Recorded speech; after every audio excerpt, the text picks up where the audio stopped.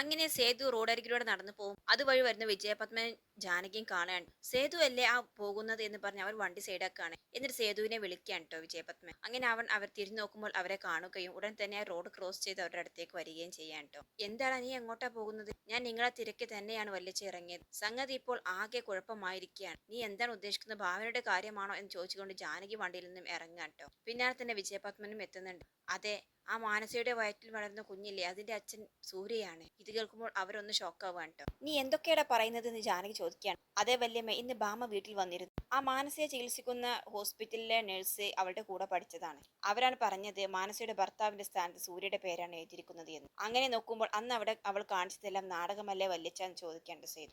അതെ എന്ന് പറയാണ്ട് വിജയപത്മനെ വളരെ ദേഷ്യത്തോടു കൂടി തന്നെ. എന്നാലും ഭാവനയും ഇതിന് കൂട്ടുനിന്നല്ലോ എന്ന് ആലോചിക്കുമ്പോഴാണ് എനിക്ക് അത്ഭുതം എന്ന് പറയേണ്ട വിജയപത്മൻ. ഭാവന എന്തായാലും അറിഞ്ഞുകൊണ്ട് ഇങ്ങനെ ഒരു കളി കളിക്കില്ല. അവൾ അത്ര മന്ദബുദ്ധിയൊന്നുമല്ല. അവൾ ഇതിന് കൂട്ടി നിൽക്കുന്നുണ്ടെങ്കിൽ അതിലെന്തെങ്കിലും കാര്യമുണ്ടാകും. സൂര്യയാണെങ്കിൽ ഭാവനയെ ചതിക്കയില്ല എന്നുള്ള കാര്യത്തിൽ എനിക്ക് വിശ്വാസമുണ്ട് എന്ന് പറയേണ്ട സേതു. പക്ഷെ ജയനിർമ്മലയെയും മാനസയെയും ഒട്ടും വിശ്വസിക്കാൻ പറ്റത്തില്ല. അവർ ഏത് നിമിഷം അവരുടെ സ്വഭാവം മാറും. ഇതിനെന്താണ് ഇനി നമ്മൾ ചെയ്യുക എന്ന് പറയാൻ കേട്ടോ ജാനകി. അതെന്താണ്, നമുക്ക് ഭാവനയോട് തന്നെ നേരിട്ട് ചോദിച്ചാലോ എന്ന് ചോദിക്കുകയാണ്. എന്നിട്ട് അവർ 3 പേരും കൂടി വണ്ടിയിൽ കയറിയിട്ട് സൂര്യയുടെ വീട്ടിലേക്ക് പോവാൻ കേട്ടോ. അങ്ങനെ അവർ വീട്ടിലേക്ക് കയറി ചെല്ലുകയാണ് കേട്ടോ.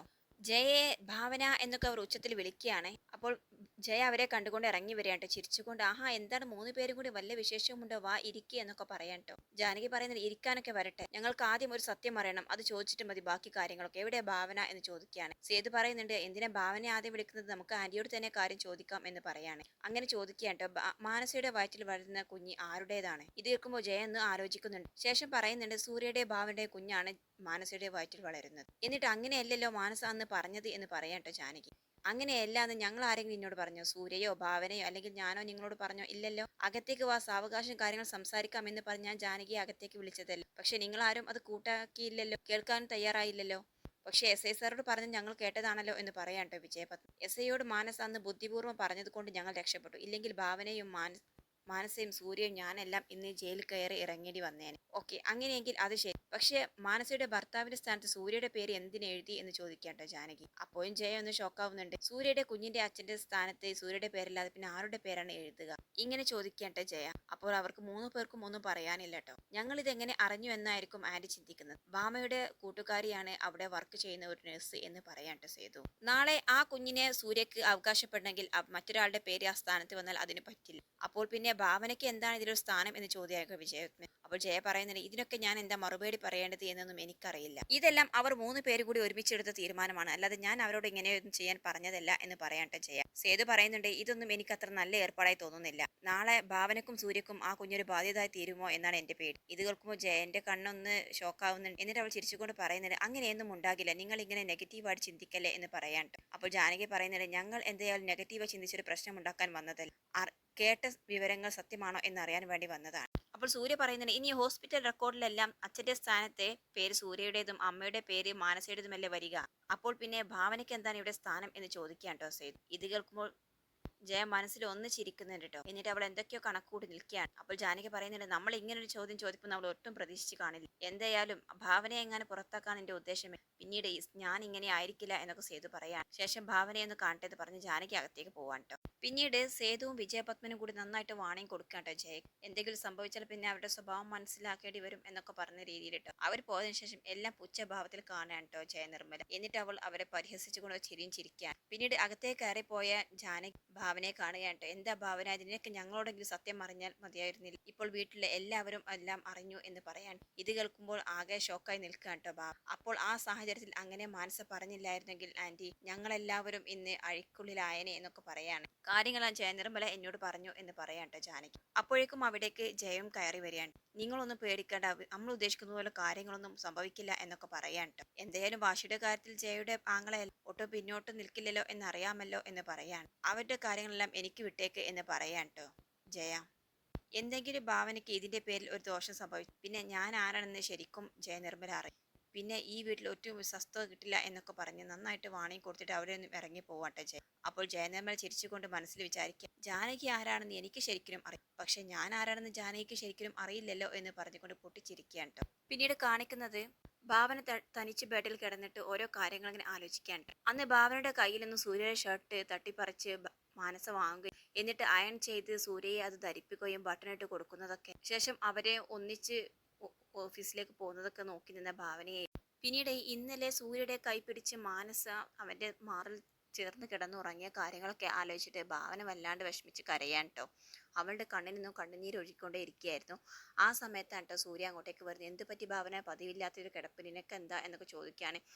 ഒന്നുമില്ല സൂര്യ എന്ന് പറഞ്ഞുകൊണ്ട് അവൾ അവിടെ നിന്നും എഴുന്നേറ്റിരിക്കുകയാണ്. എന്നിട്ട് കണ്ണ് തുടക്കുകയാണ് കേട്ടോ. പിന്നീട് സേതുവും വല്യച്ഛനും വല്യമ്മയൊക്കെ അവിടെ വന്നതും അവരറിഞ്ഞ കാര്യങ്ങളൊക്കെ പറയാൻ. എല്ലാം കേൾക്കുമ്പോൾ സൂര്യക്കും ഒന്ന് ഷോക്കാവാം. ഞാൻ വിചാരിച്ചു നിന്റെ അമ്മ പറഞ്ഞത് കാരണം അതുവഴി എല്ലാവരും അറിയുമെന്ന്. ഇപ്പോൾ അതുവഴിയല്ല, നമ്മൾ പ്രതീക്ഷിക്കാത്ത രീതിയിലാണല്ലോ എല്ലാവരും അറിഞ്ഞിരിക്കുന്നത് എന്ന് പറയാണ്. സൂര്യ, ഇതിപ്പോൾ നമ്മൾ കൈവിട്ട കളിയാണ് കളിക്കുന്നത്. എന്തൊക്കെയാണ് സംഭവിക്കാൻ പോകുന്നത് എന്നാലോചിച്ചിട്ട് എനിക്കൊരു സമാധാനവും കിട്ടുന്നില്ല. ആന്റി ഇപ്പോൾ പഴയതുപോലല്ല, ഒരുപാട് മാറി എന്നൊക്കെ പറയാൻ. അമ്മ എന്താ നിന്നോട് മോശമായിട്ട് പെരുമാറിയോ? ഇതിലും മോശമായിട്ട് നിന്നോട് ഇതിന് മുൻപ് പെരുമാറിയിട്ടില്ലേ ഭാവന? അതൊക്കെ അതിന്റെ വഴിക്ക് വിട് എന്ന് പറയാൻ. അന്നും ഞാൻ നിന്റെ കൂടെ നിന്നില്ലേ, ഇനിയും ഞാൻ നിന്റെ കൂടെ തന്നെ ഉണ്ടാകും എന്ന് പറയാൻ കേട്ടോ. നമുക്ക് വേണ്ടി ഒരു ഉപകാരം ചെയ്യാൻ വേണ്ടിയിട്ടാണ് മാനസ വന്നിരിക്കുന്നത്. ഇപ്പോൾ എല്ലാവരും അവളെയാണ് പഴിക്കുന്നത് എന്നൊക്കെ പറയാൻ സൂര്യ. അപ്പോൾ ഭാവന പറയുന്നുണ്ട്, ഇതിപ്പോൾ ആന്റിയും മാനസയും കൂടി എടുത്ത തീരുമാനമാണെന്ന് പറഞ്ഞാൽ ആരും വിശ്വസിക്കില്ല. നമ്മൾ മാനസയെ കൊണ്ട് ചെയ്യിപ്പിച്ചേ എന്ന് എല്ലാവരും വിശ്വസിക്കും. ആന്റിയുടെ മനസ്സിൽ ഇപ്പോൾ മറ്റെന്തൊക്കെയോ ഉണ്ടോ എന്നൊരു കാര്യം എനിക്ക് സംശയമുണ്ട്. കഴിഞ്ഞ അനുഭവങ്ങളെല്ലാം വെച്ച് നോക്കുമ്പോൾ ഇതിനെ അത്ര നിസ്സാരമാക്കി തള്ളിക്കളയാൻ പറ്റില്ല. അസുഖം മാറിയപ്പോൾ ആന്റിയും മാറി എന്ന് കരുതിയ നമ്മളാണ് വിഡ്ഢികൾ. ആന്റി ഇപ്പോൾ പഴയ റൂട്ടിലേക്ക് തന്നെ മാറിക്കൊണ്ടിരിക്കുകയാണ്. ആന്റി വീണ്ടും സൂര്യയെ എന്നിൽ നിന്നും അകറ്റുമോ എന്നാണ് എന്റെ പേടി എന്ന് പറഞ്ഞിട്ട് ഭാവന കരയാണ്. അപ്പോൾ സൂര്യക്ക് ദേഷ്യം വരികയാണ്. ഭാവന, നീ ഇങ്ങനെയൊക്കെ പറഞ്ഞാൽ എനിക്ക് ദേഷ്യം വരും. അമ്മയല്ല, ആര് വിചാരിച്ചാലും നമ്മളെ തമ്മിൽ അകറ്റാൻ പറ്റില്ല. എല്ലാം കേൾക്കും സൂര്യ പറയുന്നത്, എന്തിനാണ് ഭാവന നീ ചെറിയ കുട്ടികളെ പോലെ എന്ന് പറഞ്ഞിട്ട് ഭാവനയോട് ചേർന്നിരിക്കാണ്ട്. എന്നിട്ട് അവളെ മാറോട് ചേർത്തിട്ട് ആശ്വസിപ്പിക്കുകയാണ്. ഒന്നും ഉണ്ടാകി, നീ ഒട്ടും പേടിക്കണ്ട, ഞാൻ നിന്റെ കൂടെ ഉണ്ടാകും എന്നൊക്കെ പറയാം. ഇതെല്ലാം അപ്പുറത്തു നിന്നും ജയനിർമ്മല കേൾക്കാൻ കേട്ടോ. ഈ സീൻ കാണുമ്പോൾ അവൾക്ക് വല്ലാണ്ട് ദേഷ്യം വരികയാണ്. പിന്നീട് കാണിക്കുന്ന അടുത്ത ദിവസം രാവിലെ തന്നെ ഒരു പോസ്റ്റ്മാൻ അവരുടെ വീട്ടിലെത്തുകയാണ്. സ്വിറ്റോട്ട് നിൽക്കുന്ന ദേവന്റെ കയ്യിൽ ഒരു ലെറ്റർ കൊടുത്തിട്ട് അദ്ദേഹം തിരിച്ചു പോവാൻ. ദേവനെ തുറന്ന് വായിച്ചു നോക്കുമ്പോൾ ആകെ ഷോക്കാവും. സൂര്യ എന്ന് വിളിച്ചുകൊണ്ട് അകത്തേക്ക് ഓടുകയാണ്. ശേഷം ഭാവന, ജയ എന്നൊക്കെ ഉച്ചത്തിൽ വിളിക്കുക. എല്ലാവരും ഓടിക്കൂടിയാണ്. എന്താ കാര്യമെന്ന് ചോദിക്കുക. ഇപ്പോൾ പോസ്റ്റ്മാൻ കൊണ്ടുവന്ന ലെറ്ററാണിത്. ഇത് വനിതാ കമ്മീഷനിൽ നിന്ന് വന്ന സമൻസ് ആണ് എന്ന് പറയാൻ കേട്ടോ. ഇത് കേട്ട് എല്ലാവരും ഞെട്ടി നിൽക്കുകയാണ്.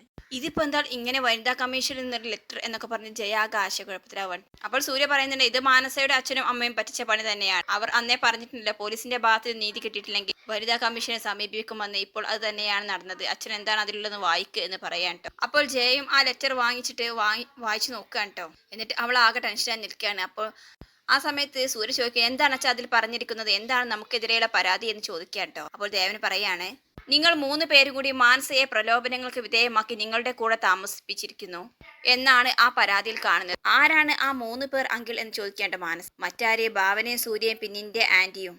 നിങ്ങൾ അവരെ പറഞ്ഞ് പറ്റിച്ചിട്ടാണ് ഈ രീതിയിൽ അവളെ കൊണ്ട് സരോഗസിക്ക് വിധേയമാക്കിയത് എന്നാണ് അവർ പരാതിപ്പെട്ടിരിക്കുന്നത്. അതുകൊണ്ട് നിങ്ങളിൽ നിന്നും അവളെ മോചിപ്പിച്ച് അവരുടെ കൂടെ അയക്കണമെന്നാണ് പ്രത്യേകം അതിൽ അഭ്യർത്ഥിച്ചിരിക്കുന്നത്. അപ്പോൾ ദേവൻ പറയുന്നുണ്ട്, ഇനി എന്തായാലും ഇത് വനിതാ കമ്മീഷനിൽ എത്തിയ സ്ഥിതിക്ക് കാര്യങ്ങൾ നമ്മൾ വിചാരിക്കുന്നത് പോലെ അത്ര സ്മൂത്തായി നടക്കില്ല. സംഗതി കൂടുതൽ കോംപ്ലിക്കേറ്റഡ് ആവും, അത് ഉറപ്പാണ് എന്ന് പറയാൻ. എല്ലാം കേൾക്കുമ്പോൾ മാനസയും ആകെ ഷോക്കാവുകയാണ്. ഇനിയിപ്പോൾ നമ്മൾ എന്ത് ചെയ്യും ആന്റി എന്ന് പറയാൻ. സൂര്യ പറയുന്നുണ്ട്, എന്ത് ചെയ്യാൻ? മുന്നും പിന്നും ചിന്തിക്കാതെ ഓരോ കാര്യങ്ങൾ എടുത്തു ചാടി ചെയ്തിട്ട് ഇപ്പോൾ എന്ത് ചെയ്യാൻ എന്ന് ചോദിക്കുന്നുവോ? ഇതിനെല്ലാത്തിനും സമാധാനം പറയേണ്ടത് അമ്മയാണ്. അമ്മ ഒരൊറ്റൊരുത്തി കാരണമാണ് ഇങ്ങനെ സംഭവിച്ചത്. അന്ന് മാനസ അമ്മയെ നിർബന്ധിച്ചിട്ടുണ്ടെങ്കിൽ അമ്മ അവളെ കാര്യങ്ങൾ പറഞ്ഞ് മനസ്സിലാക്കണമായിരുന്നു. അല്ലാതെ എല്ലാത്തിനും കൂട്ടി നിൽക്കുകയല്ല വേണ്ടിയിരുന്നത് എന്ന് പറയാൻ. ജയ പറയുന്നത്, എടാ ഞാൻ ഇങ്ങനെയൊക്കെ ചെയ്ത് എന്തിനു വേണ്ട നിനക്ക് നന്നായിട്ട് അറിയാമല്ലോ. എന്റെ സ്വയം ലാഭത്തിന് വേണ്ടിയിട്ടാണോ ഞാൻ ഇങ്ങനെ ചെയ്തത്? ഈ കുടുംബത്തിന് വേണ്ടിയിട്ടല്ലേ? ഈ കുടുംബത്തിന് ഒരു അനന്തരാവകാശി വേണമെന്ന് ഞാൻ ആഗ്രഹിച്ച തെറ്റാണോ എന്നൊക്കെ ചോദിക്കുകയാണ്. സൂര്യ പറയുന്നുണ്ട്, അമ്മ ചെയ്തത് ഒരിക്കലും തെറ്റാകി, അത് അമ്മ സമ്മതിക്കുകയുമില്ല എന്നും അമ്മയുടെ ഭാഗം തന്നെയാണ് ജയിച്ചു നിൽക്കുന്നത്. ഇനിയും അങ്ങനെ തന്നെയാകാം, എന്താണെന്ന് വെച്ചാൽ ചെയ്തോളൂ. അമ്മയുടെ ഏട്ടൻ തന്നെയാണ് പരാതി കൊടുത്തിരിക്കുന്നത്. അമ്മ എന്താ ഇത് ചെയ്യാൻ പോകുന്നത് എന്നൊക്കെ ചോദിക്കാൻ കേട്ടോ. അപ്പോൾ ഭാവന പറയുന്നത്, സൂര്യ നിർത്ത്, ഇനി ഇങ്ങനെ പരസ്പരം കുറ്റപ്പെടുത്തിയിട്ട് ഒരു കാര്യവുമില്ല. സംഭവിക്കാനുള്ളതെല്ലാം സംഭവിച്ചു. ഇനി ഇതിനെ എങ്ങനെ അതിജീവിക്കണം എന്നാണ് നമ്മൾ ആലോചിക്കേണ്ടത്. സൂര്യ പറയുന്നുണ്ട്, ഭാവന, ഇത് നമ്മൾ എങ്ങനെ ആലോചിച്ചാൽ നമ്മൾ കുടുങ്ങാൻ പോകുന്ന വഴി തന്നെയാണ്. നേരത്തെ പോലീസിന്റെ ചോദ്യം ചെയ്യലിൽ നിന്നും നമ്മൾ മാനസയുടെ ഒരു ബുദ്ധിപൂർവ്വമുള്ള ഇടപെടൽ കാരണം രക്ഷപ്പെട്ടു. പക്ഷെ ഇത് അവിടെ കൊണ്ടൊന്നും തീരില്ല. മാനസയുടെ അച്ഛനും അമ്മയും രണ്ടും കൽപ്പിച്ച് തന്നെയാണ് ഇറങ്ങിയിരിക്കുന്നത്. അതുകൊണ്ട് നമ്മൾ കൂടുതലൊന്നും പ്രതീക്ഷിക്കണം. എന്തായാലും എല്ലാവരും കോടതിയിലൊക്കെ കയറി ഇറങ്ങാൻ തയ്യാറായിരുന്നോളൂ എന്ന് പറഞ്ഞിട്ട് സൂര്യ അവരിൽ നിന്ന് ദേഷ്യത്തിൽ പോവുകയാണ് കേട്ടോ. ദേവനും പറയുന്നുണ്ട്, എല്ലാം നിങ്ങളായിട്ട് വരുത്തി വെച്ചതല്ലേ, ഇനി എന്താണെന്ന് വെച്ചാൽ ആലോചിച്ച് തീരുമാനിച്ചോളൂ എന്ന് പറയാൻ. ജയ പറയുന്നുണ്ട്, ഇതിൽ ഞാൻ എന്തു ചെയ്യാൻ? ഇങ്ങനെയൊക്കെ സംഭവിക്കുമെന്ന് ആരെങ്കിലും കരുതിയോ? എല്ലാം നിശബ്ദമായിട്ട് നോക്കി നിൽക്കാണ്ടോ ഭാവന. അവൾ ചോദിക്കുന്നുണ്ട്, അങ്കിൾ ഇനി എന്നാണ് ഇതിൽ പറഞ്ഞിരിക്കുന്ന ഡേറ്റ് കാണിക്കുന്നത്? ദേവൻ പറയുന്നുണ്ട്, നാളെ തന്നെയാണ്. നാളെ നമ്മൾ വനിതാ കമ്മീഷനിൽ ഹാജരാകണം. നമ്മുടെ ഭാഗത്തുള്ള ന്യായങ്ങളെല്ലാം നമുക്ക് അവിടെ പറയാം. അതേസമയം അവരവരുടെ പക്ഷവും പറയും. സത്യവും ന്യായമായി തോന്നുന്നത് ഏതാണോ അത് ഭാഗത്തെ അവർ നിൽക്കുകയുള്ളൂ. എന്തായാലും ഇത് പഴയതുപോലെ അത്ര ഈസി ആകില്ല എന്ന് പറഞ്ഞിട്ട് ദേവൻ അവിടെ നിന്ന് പോവാൻ. ശേഷം മനസ്സ് ജയോട് പറയുന്നുണ്ട്, ആന്റി എനിക്ക് പേടിയാവുകയാണ്. ഇനി ഇതിന്റെ പേരിൽ എന്തൊക്കെയാണ് സംഭവിക്കാൻ പോകുന്നത് എന്ന് എനിക്കറിയില്ല. ഒരുപക്ഷെ ഞാൻ കണ്ടിരുന്ന സ്വപ്നം യാഥാർത്ഥ്യമാവുന്നത് ഇതുവഴിയൊക്കെ ആകുമോ ആന്റി? എനിക്ക് പേടിയാവുന്നു. എന്റെ കുഞ്ഞിനെ നഷ്ടപ്പെടുത്താൻ എനിക്ക് വയ്യ എന്നൊക്കെ പറഞ്ഞ് അവൾ കരയാൻ കേട്ടോ. ജയ പറയുന്നൊരു, മാനസ മോളെ നീ ഇങ്ങനെ കരയാതെ. നമ്മൾ പേടിക്കുന്നത് പോലെയൊന്നും കാര്യങ്ങൾ ഉണ്ടാകില്ല. നിന്നെ ഞാൻ ആർക്കും വിട്ടുകൊടുക്കില്ല. നിന്നെ എനിക്ക് വേണം എന്നൊക്കെ പറയാൻ കേട്ടോ ജയ. പിന്നീട് കാണിക്കുന്നത് അടുത്ത ദിവസം രാവിലെ തന്നെ പ്രസീതയും അജയനും വനിതാ കമ്മീഷന്റെ മുൻപിൽ എത്തുകയാണ് കേട്ടോ. എന്നിട്ട് പ്രസീതയോട് പറയുന്നുണ്ട്, എടി പ്രസീത, നമ്മൾ ആഗ്രഹിച്ചത് നേടുന്ന ദിവസമാണ് ഇന്ന്. നമ്മൾ അവരെ കുടുക്കിയിരിക്കും, നീ നോക്കിക്കോ. എല്ലാത്തിനും ഞാൻ എണ്ണി എണ്ണി കണക്ക് ചോദിക്കും എന്നൊക്കെ പറയാൻ കേട്ടോ. പ്രസീത പറയുന്നുണ്ട്, ഇനി അവരെങ്ങാനും വരാതിരിക്കുമോ? സെമൻസ് ഒക്കെ അവർക്ക് കിട്ടിയിട്ടുണ്ടാവോ അജയേട്ടാ? അവർ വന്നില്ലെങ്കിൽ പിന്നെ എന്താ ചെയ്യുക എന്ന് പറയാണ്. അപ്പോൾ അജയൻ പറയാണ്, ഇവിടെ അവരുടെ ഒരു പണിയും നടക്കത്തില്ല പ്രസീതെ. അവരെന്തായാലും വന്നേ പറ്റൂ. ഇല്ലെങ്കിൽ കോടതിയിൽ നിന്നും അതിനുള്ള നഷ്ടപരിഹാരവും അവർ നൽകേണ്ടി വരും. അതുകൊണ്ട് അവർ വരാതിരിക്കില്ല. സൂര്യയും ഭാവനയും ജയനിർമ്മലയും ദേവനൊന്നും അത്രക്ക് ബുദ്ധിയില്ലാത്തവരൊന്നും അല്ലല്ലോ. അതുകൊണ്ട് അവർ ഇവിടെ വരിക തന്നെ ചെയ്യും. നീ നോക്കിക്കോ, നമ്മുടെ ഭാഗം തന്നെ വിജയിക്കും. മാത്രവുമല്ല, ആ വക്കീൽ നമ്മുടെ കൂടെയുണ്ടല്ലോ. അദ്ദേഹത്തിന് പേഴ്സണലായിട്ട് തന്നെ അവരോട് വൈരാഗ്യമുള്ളതാണ്. അതുകൊണ്ട് ബാക്കി കാര്യങ്ങളെല്ലാം അദ്ദേഹം തന്നെ നോക്കിക്കോളും. ഭാവനയും സൂര്യയും വെള്ളം കുടിക്കുന്നത് നമുക്ക് ഇന്ന് കാണാൻ മതി എന്ന് പറഞ്ഞിട്ട് അവർ ചിരിച്ചുകൊണ്ട് നിൽക്കുകയാണ് കേട്ടോ അവിടെ.